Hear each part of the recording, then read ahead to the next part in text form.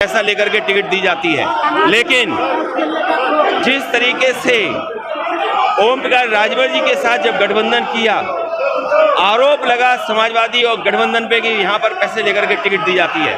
उन्हें अगर बीजेपी के साथ जाना है, बीजेपी के साथ तालमेल है और बीजेपी का काम है डिवाइड एंड रूल।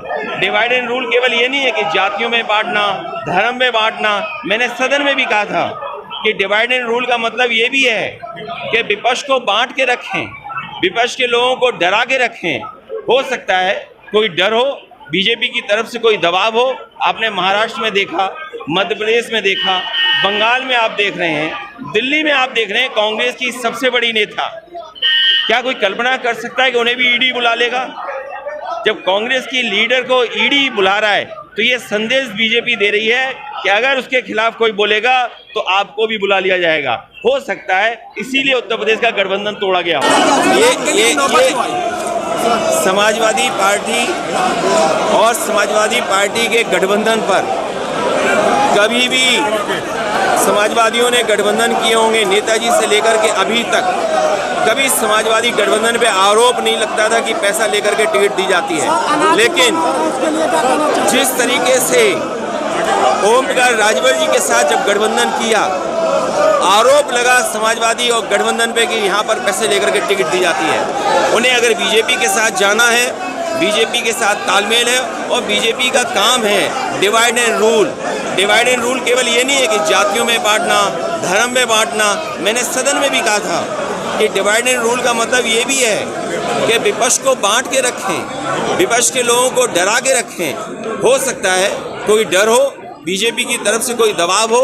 आपने महाराष्ट्र में देखा, मध्य प्रदेश में देखा, बंगाल में आप देख रहे हैं, दिल्ली में आप देख रहे हैं। कांग्रेस की सबसे बड़ी नेता, क्या कोई कल्पना कर सकता है कि उन्हें भी ईडी बुला लेगा? जब कांग्रेस की लीडर को ईडी बुला रहा है तो ये संदेश बीजेपी दे रही है कि अगर उसके खिलाफ कोई बोलेगा तो आपको भी बुला लिया जाएगा। हो सकता है इसीलिए उत्तर प्रदेश का गठबंधन तोड़ा आचार रहेंगे।